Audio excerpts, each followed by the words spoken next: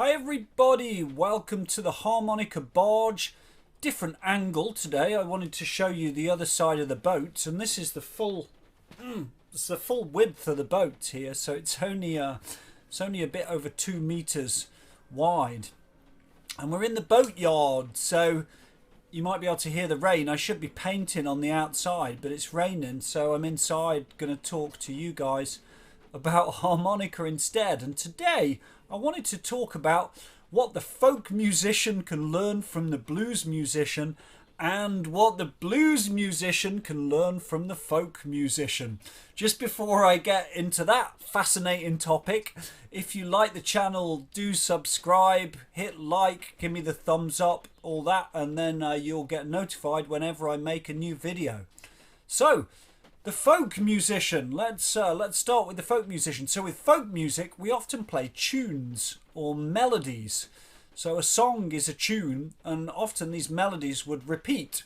And folk music, in a way, can be slightly more prescribed, I would say, than blues. So say if we have a melody, I'm going to use an example. I'm going to play a bluegrassy tune called Cripple Creek, and I'm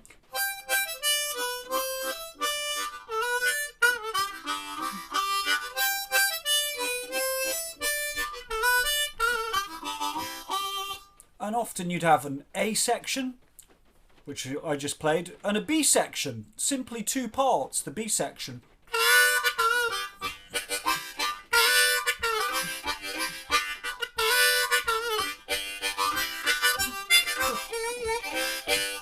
And folk tunes can often just go A, A, B, B, so repeat these sections. And when people are playing them in the pub or, you know, round each other's houses or whatever, at festivals, they might just keep going around this form, around the tune. So it's very, very repetitive.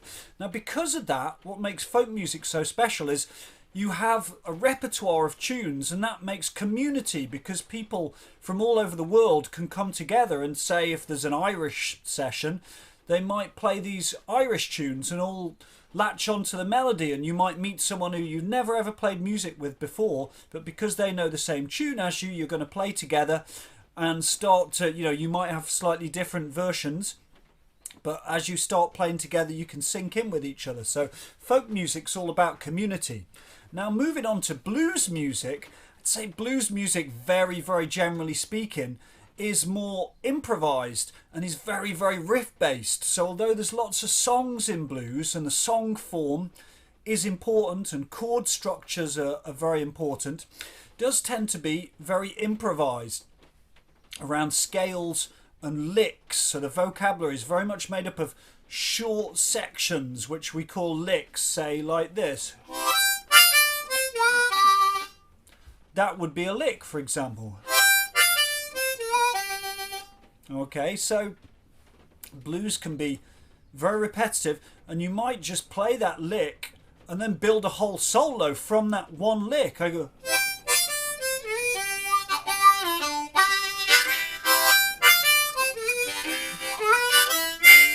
and use it with some call and response and bounce off that lick, and you could develop that for a very long time. Okay, in a piece it could go over and over again, and you're going to add nuance to it and build tension and dynamics, add volume and effects. So what can the blues musician learn from the folk musician? Well, if you're someone who really likes licks and you've learnt all these licks, you know, you might have these amazing blues licks which are really virtuosic. But if you only play licks when you're improvising, sometimes it can sound a bit like you're practicing. So it might be like you've taken this really cool lick, I don't know, and you've been messing around and you just keep playing that lick. Then to the listener that might sound a little bit too repetitive, so you might need a little bit of melody. And this is where folk music comes in, and learning whole tunes and melodies can give you shape with a piece. So for example, if I know I'll go back to Cripple Creek.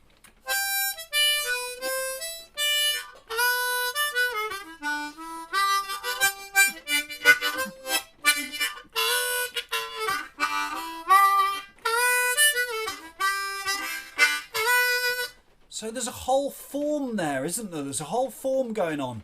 And as a blues musician, you may not want to learn a bluegrass tune, but I would strongly recommend try and play a vocal melody.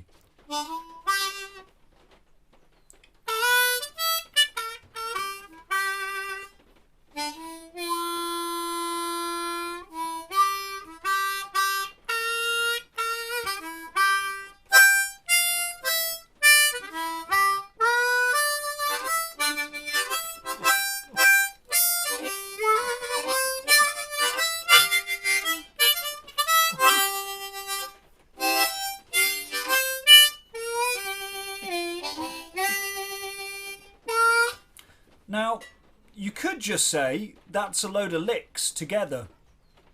And it kind of is, if you want to analyse it that way. But also, I had a vocal melody in my head of... And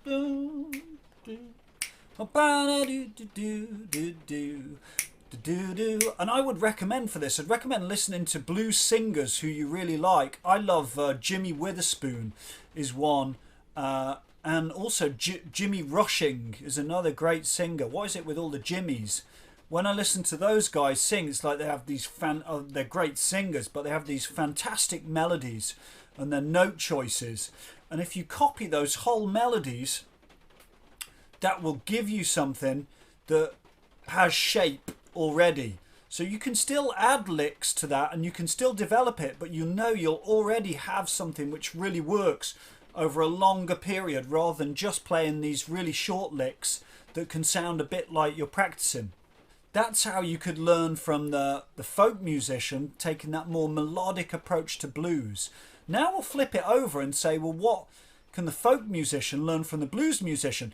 If you're a folk musician and you only play melodies and you love playing just with other people, I mean, that's okay, but you might be just stuck sometimes in playing the tune, and you might find that, say I'm going to play a melody, I'm going to play a tune called Old Joe Clark.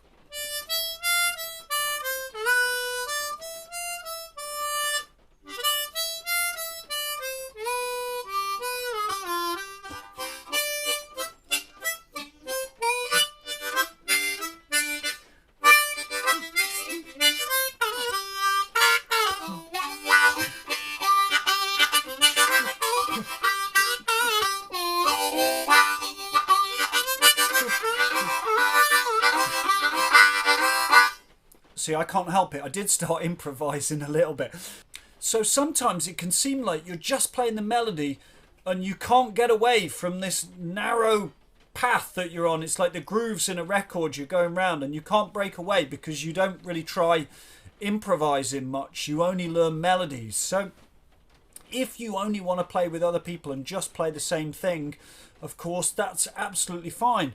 But you may want to try to get away from the melody a little bit if there's a chance to improvise. It depends on the context you're playing in. This is especially true in bluegrass music that sort of takes folk melodies as a base, and then the bluegrass musicians go off and improvise around the melody. And this is where the blues, I'll call it the blues mentality here of riffs, can be really useful and really important.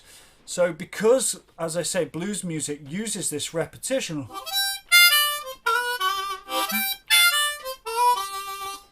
if we go back to our folk melody and say we're playing Old Joe Clark,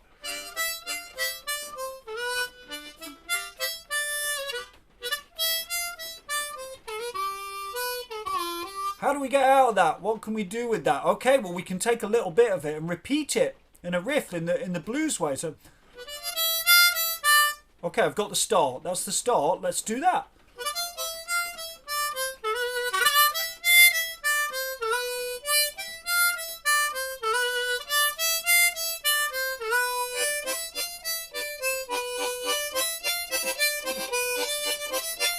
Oh, sex and drugs and rock and roll. Did you ever notice that Old Joe Clark is actually the same melody as that? Okay.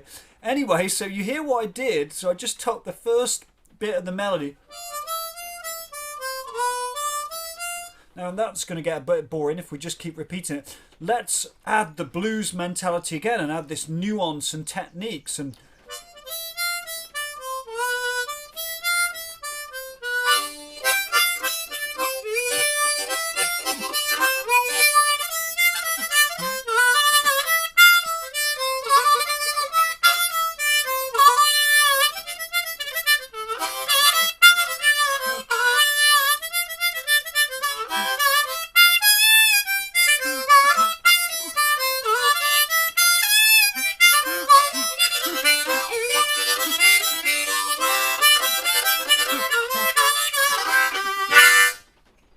sorry, I was having fun. I haven't played the harmonica for a couple of days, so it's like, oh, it's really nice to play. So what I did there, and this is not so much about the tune that I'm playing. It's not about old Joe Clark. It's about the concept that I'm just taking the first bit of the melody and I'm going, hey, what can I do with this? So I can repeat it and I can start to develop it. And that way you're going to get out of this groove of just playing the melody and start to explore. Now, sometimes you're going to go too far and you won't be able to come back. So you might go off and improvise, and this depends on the context. You know, if you're jamming with your friends, of course, that's totally cool, even if you're in the pub. If it's a gig and you're playing a melody and then you go off too far and you feel you can't get back, then that might be a bit of a problem. So I'd strongly recommend trying this in rehearsal. So when you're playing your melody, let's pick another one. We'll go back to Cripple Creek.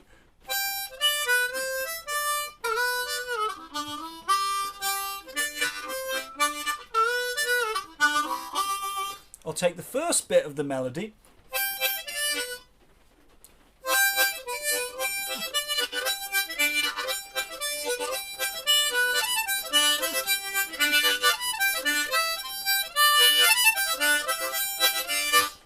and I'm adding effects, tongue slaps, tongue block, hand effects, and obviously check out some of my other videos in the in-depth series of lessons.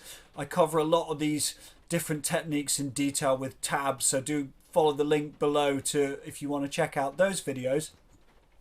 But what I did again with the same as old Joe Clark, I just took the start of the melody. You don't have to do it at the start, you could do it at the end. And I just repeated it and started to develop it, to take it into, to give it motion.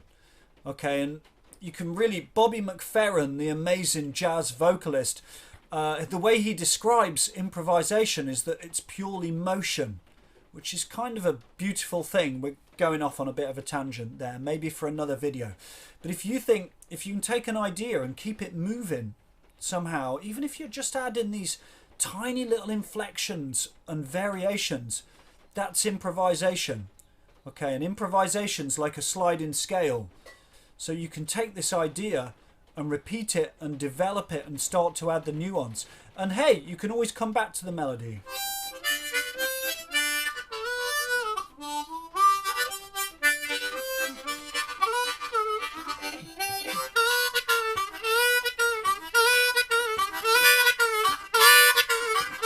See, I'm doing it again. I'm messing around. I'm just repeating a bit, you know, and your trick when you're doing this is try and repeat it and see if you can get back and not be too out of time with the band.